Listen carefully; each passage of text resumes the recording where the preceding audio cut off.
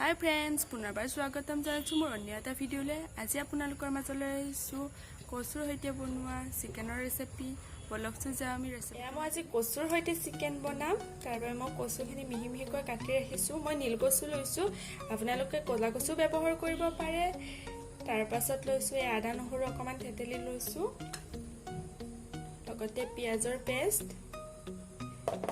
আৰু মই চিকেন লৈছো বাকিখিনি মছলা মই দি যাম ভিডিওটো আপোনালোকে হেখলৈকে চাব এয়া মোৰ কেৰাহী গৰম হৈ গৈছে ইয়াতে প্ৰয়োজন অনুসৰি মিঠাতেল দিম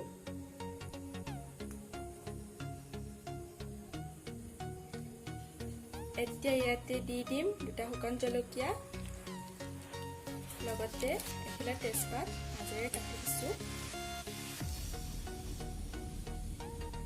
এতিয়া ইয়াতে দি দিম পিয়াজৰ পেষ্ট এইখিনি এবাৰ ভালদৰে লৰাই ল'ব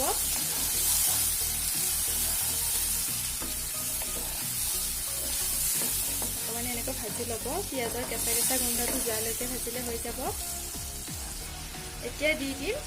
থেতেলি ৰখা আদা নহৰু পেষ্ট মোৰ ডাঙৰ চামুচেৰে 2 চামুচ দি দিছো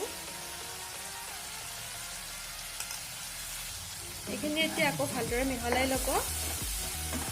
ভালদৰে ভাজি ল'ব লাগিব গোটেইখিনি বস্তুৰে কেঁচা মিঠটো যোৱালৈকে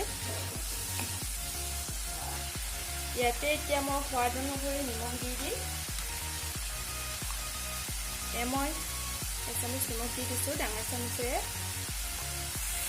এতিয়া হালধি দি দিম প্ৰয়োজন অনুসৰি ডাঙৰ চামুচেৰে মই 1/2 চামুচ দি দিছোঁ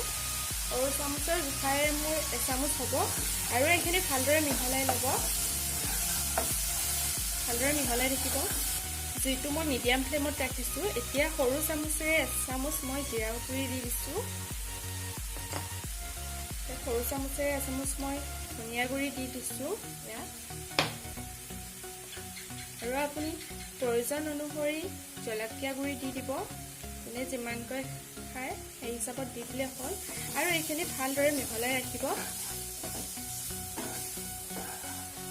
ভালদৰে মিহলাই থাকিব লাগিব যেতিয়ালৈকে আমাৰ তেলটো বিৰিঙি নুঠে মছলাৰ পৰা আমাৰ তেলটো বিৰিঙি উঠিব যেতিয়া মছলাখন ভজা যাব ভালদৰে এইখিনি জুইটো মিডিয়াম ফ্লেমত দি ভালদৰে অকমান সময়ৰ কাৰণে ভাজি থাকিব একেলগে মই অকমান চেনি দি দিছো সৰু চামুচেৰে 1 চামুচ এইখিনি ভালদৰে মিহলাই ল'ব এতিয়া প্ৰায় আমাৰ মছলা ভজা হৈ গৈছে ইয়াতে অকমান মছলাখিনি ভালদৰে আৰু মিহলি হ'বলৈ অকমান গৰম পানী দি দিম অকমান গৰম পানী দি ভালদৰে মিহলাই ল'ম আৰু তেতিয়া মছলাটো ভালদৰে সিজি যাব এনেকৈ মিহলাই ল'ব আৰু জুইটো মিডিয়াম ফ্লেমত দি এইখিনি আমি 1 মিনিটৰ কাৰণে ঢাকনি লগাই দিম জুইটো মিডিয়াম ফ্লেমত থাকিব ঢাকনি লগাই থ'লে ভালদৰে সিজি থাকিব আমাৰ 1 মিনিট হৈ গৈছে আৰু এবাৰ লৰাই দিম চাওকচোন তেলটো ধুনীয়া বিৰিঙি উঠিছে এতিয়া ইয়াতে দি দিম আমি চিকেন ইয়াতে চিকেনটো দি দিম আৰু এইখিনি ভালদৰে লৰাই ল'ম এইখিনি ভালদৰে মিহলাই ল'ব চিকেনৰ লগত মছলাটো ভালদৰে মিহলি হৈ গ'লে ভাল লাগে এইখিনি আমি আৰু অকমান সময়ৰ কাৰণে ঢাকি ৰাখিম 3 মিনিটমানৰ কাৰণে ঢাকি ৰাখিম এইখিনি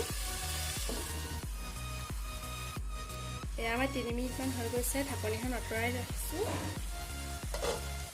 আৰু এবাৰ ভালদৰে লৰাই ল'ম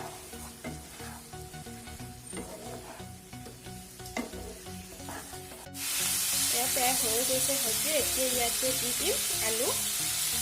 আলু কাটি ৰাখিছিলোঁ এইখিনি ভালদৰে লৰাই ল'ম এবাৰ ভালদৰে আৰু লৰাই দিব লাগিব ভালদৰে লৰাই ল'ম আৰু আপোনালোকে খাই পাইছেনে বাৰু এনেকুৱা কচু দিয়া চিকেন খাবলৈ বিৰাটেই টেষ্টি হয় খাই পোৱা নাই যদি এনেকৈ ট্ৰাই কৰি চাব কলা কচু হ'লেও কোনো কথা নাই নীল কচু আছিল বাবে মই নীল কচুৱে দি দিছোঁ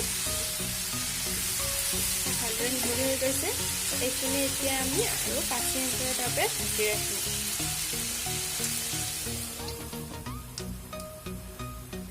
এয়া আমাৰ 5 মিনিট হৈ গ'ল ঢাকনিখন আঁতৰাই অলপমান চাই লওঁ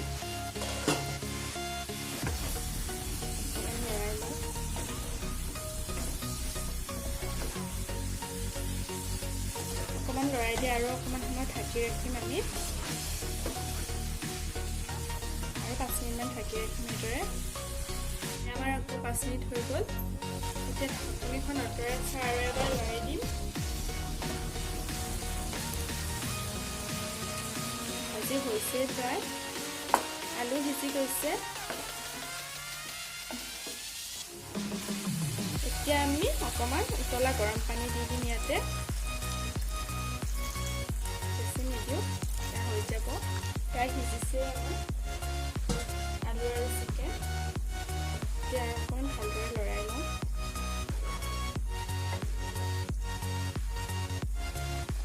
এতিয়া আমি আকৌ 20 মিনিটমানৰ কাৰণে ঢাকি ৰাখিম তাৰপাছত আমাৰ কচুৰ সৈতে বনোৱা চিকেন ৰেডি হৈ যাব এতিয়া প্ৰায় আমাৰ 20 মিনিট হৈ গৈছে ইয়াৰ পৰাই ৰেডি হৈছে আমাৰ চিকেন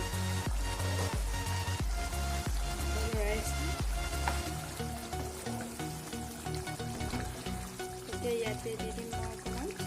গৰম মছলা দি দিছোঁ এইখিনি ভালদৰে লৰাই ল'ম এতিয়া চিকেন ৰেডি হৈ গৈছে এয়া আমাৰ চিকেন ৰেডি হৈ গ'ল আপোনালোকেও এনেদৰে চিকেন বনাই খাই চাব কচুৰ সৈতে খাবলৈ বিৰাটেই টেষ্টি হয় যদিহে আজি মোৰ এই ৰেচিপিটো ভাল লাগিলে চিকেনৰ কচুৰ সৈতে বনাই আপোনালোকেও খাই চাব খাবলৈ বিৰাটেই টেষ্টি হয় এয়া ৰেডি হৈ গ'ল আজি কচুৰ সৈতে বনোৱা চিকেনৰ ৰেচিপিটো খাবলৈ বিৰাটেই টেষ্টি হ'ল আপোনালোকেও ট্ৰাই কৰি চাব তেতিয়াহ'লে ভাল পালে লাইক কৰিব কমেণ্ট কৰিব শ্বেয়াৰ কৰিব লগতে ছাবস্ক্ৰাইব কৰি কাষতে থকা বেল আইকনটো প্ৰেছ কৰি অল কৰি দিব এতিয়া মোৰ আহিবলগীয়া ভিডিঅ' নটিফিকেশ্যন পাই আজিলৈ বাই বাই